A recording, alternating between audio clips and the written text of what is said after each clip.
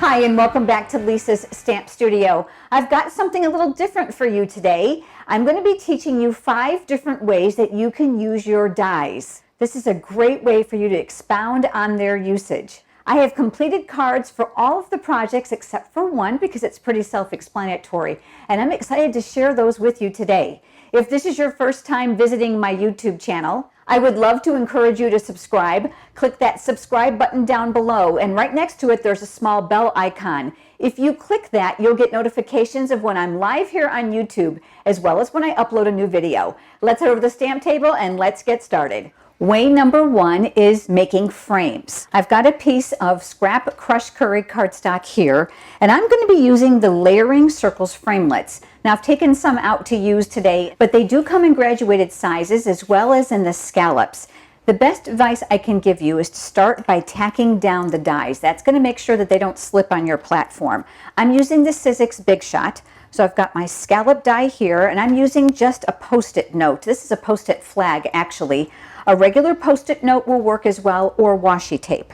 Then I've got my second die image here, and what I'm looking to do this time is to see that there's an equal amount of space all the way around the circumference so that I'll get an equal size frame. Once you're happy with that, go ahead and tack that down in place as well. I'll place my clear cutting mat over the top and I'll crank that through. You're going to carefully remove your Post-it notes or your washi tape.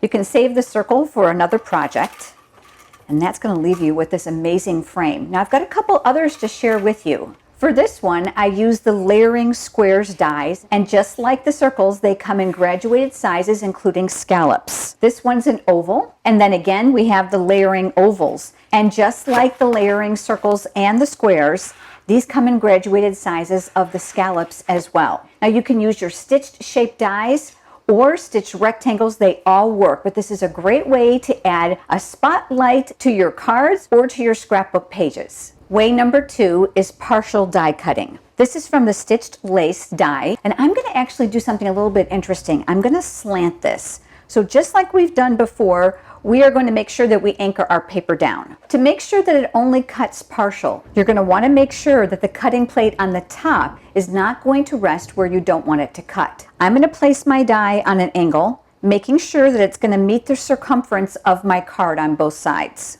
Once I'm happy with that, I'll go ahead and I'll tack that in place. This die is best used upside down, specifically with my die cutting machine. You'll have to test yours to see if it works better a different way. I'm going to place the clear mat right over the top, and you can see that this area is not on cardstock, so that means nothing is going to be die cut here. And then you're going to crank that through.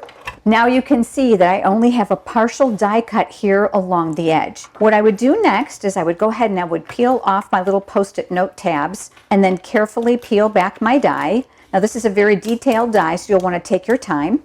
And with your die brush, or in my case, I have a brush attachment. You might take your pick tool. That'll pop out all those small pieces. But the other thing I did was I turned it around now, and I did something exactly like that on the opposite side. So looking to create, again, an angle for interest, making sure that the die was going to fit within the parameters of my card, I went ahead and I tacked that in place.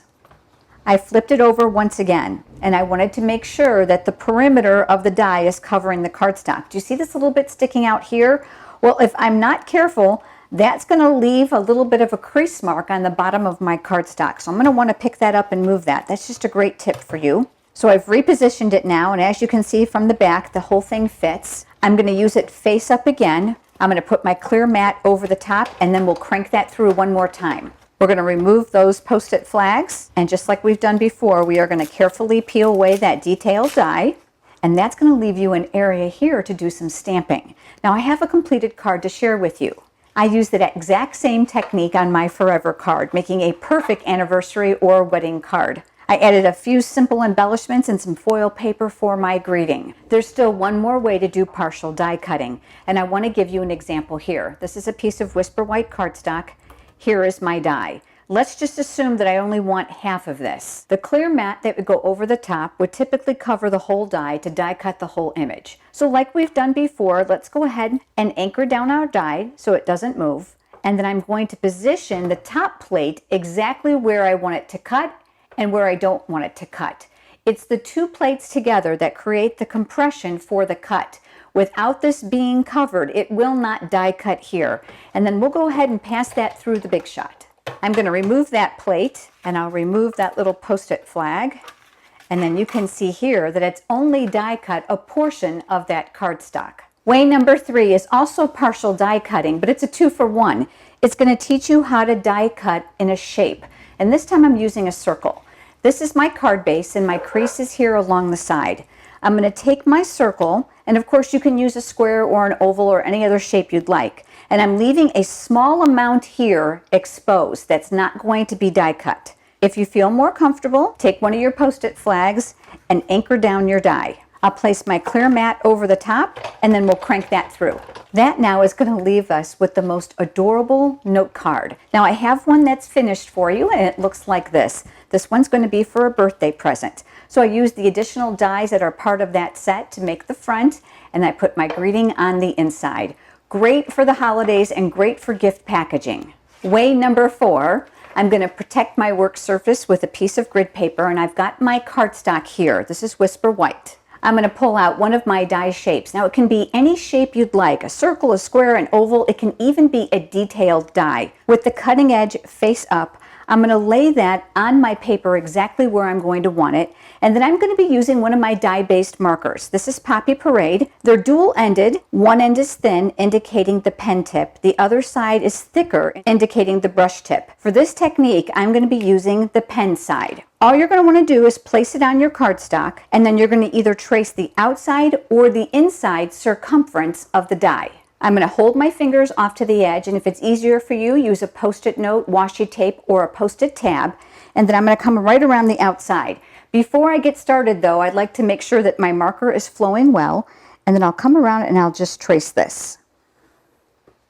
You're then going to move the die to the next position, and you're going to repeat this exact same process until you have the whole card base filled like you like it. Now I have an example for you that's already finished using several different colors. I've used Poppy Parade, Gorgeous Grape, and Call Me Clover for the 3 colors on this card to make a really random and fun background.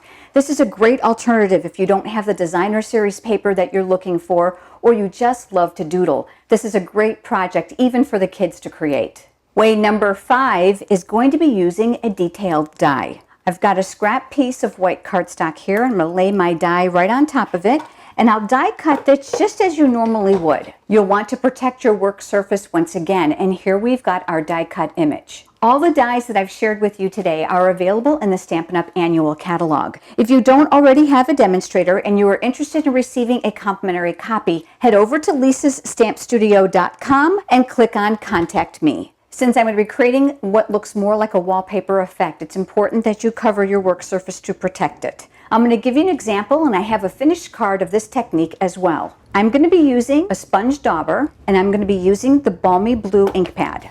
The sponge daubers are really easy to use because your finger goes up inside. They hold a considerable amount of ink, which is one reason I'm going to recommend that once you ink it up here on your ink pad, that you tap it off here on your scratch paper so that you can control the ink coverage. This time I'm going to go a little bit darker. The beauty of this technique is you're able to create areas of intensity and areas of lighter color so that you can get a really beautiful background, which looks very much like patterned paper when you're finished.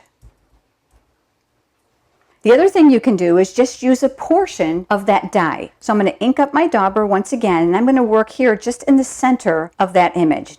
Again, you can add as much or as little ink as you'd like, and then remove the die. And here is the completed card I made using this technique. I did not want to waste that beautiful snowflake, so I added it here to the front of my card. You have now 5 unique ways that you can use your dies to make a variety of cards, including tags and frames. If you have enjoyed today's video, please give it a thumbs up here on YouTube, which is a like, and I look forward to seeing you next time. Have a great day.